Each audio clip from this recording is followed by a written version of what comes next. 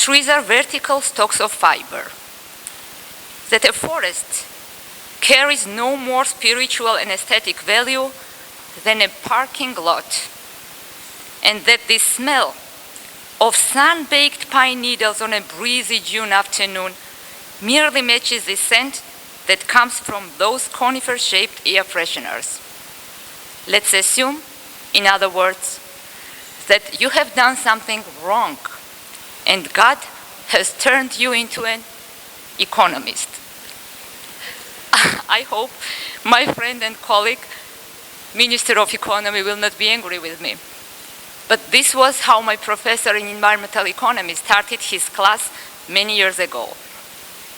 I don't know how he would start this class today, but I know that debates over environmental protection or economic development are filed as a history. And today, all agree that there is no development of a country in the long term without environmental considerations. We do recognize that economic growth and stimulation of business environment are conducive to country welfare.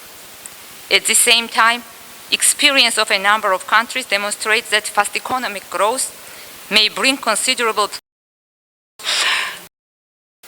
Economic growth is a necessary but not sufficient condition of economic development, which is about quality of life. And one of the measures of quality of life is level of environmental standards. Intensified industrial development will lead to an increase in real GDP. However, without proper regulation, it can also lead to environmental and health problems, resulting in a decline in living standards for many. In addition, depletion of natural resources will deprive other generations from further development opportunities.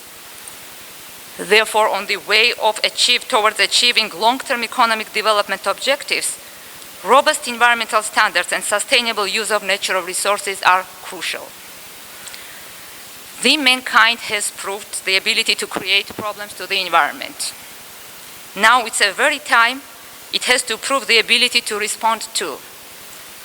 European countries have already proved that, and EU policies for different environmental sectors to which we are striving to converge are best examples. Now it's our turn. Georgia is committed to follow the path paved by the European Union. The EU-Georgia Association Agreement, including a deep and comprehensive free trade area, envisages progressive regulatory approximation with the EU. The Ministry of Environment of Georgia is responsible for 2 chapters of the agreement: environment and climate action. While implementing these chapters, both partners shall strengthen their cooperation on environmental issues, thereby contributing to the long-term objective of sustainable development and greening the economy. Georgia has to prepare itself for convergence with crucial EU environmental legislation. We, the new government of Georgia, see the future of Georgia as a country where human rights are protected, including environmental rights, where civil society is strong, where interests of low-income people are considered adequately while planning and implementing different policies, where the academic sector is well developed and recognized. We see Georgia as a green country, where green businesses are promoted. We see Georgia without poverty, which could be achieved only through inclusive and sustainable development of the country. To accomplish these goals, we strive to establish good governance. We have learned through our own experience that without good environmental governance, no natural or human resources, no right policies and programs can achieve the desired outcomes. I am happy to state with a full confidence that environment has become one of the priority directions for the new government of Georgia, which was followed by fundamental changes in budgetary allocations and institutional setup of the Ministry of Environment. The ultimate goal of this approach is to promote green development of the country and ensure protection of constitutional environmental right of people, right to live in a healthy environment. We can achieve sustainable development only through learning and coordinated educational interventions at all levels. We can achieve a sustainable future only through promoting knowledge and helping individuals, communities, and the society to make informed choices.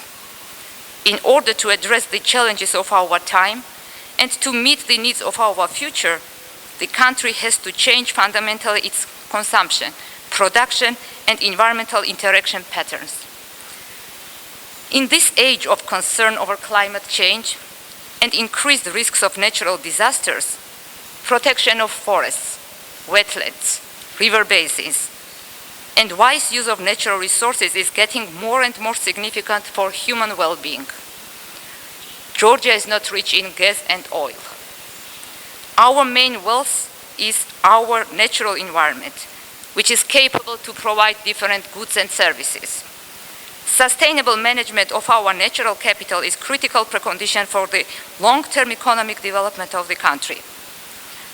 This can be time-consuming and burdensome, but we are committed to seize opportunities, learn and share from economic convergence, use best practices, and join our efforts to foster environmentally responsible changes, which will facilitate green development of the country. Thank you very much for your attention, and I wish success with the conference and enjoyable stay in Batumi. Thank you.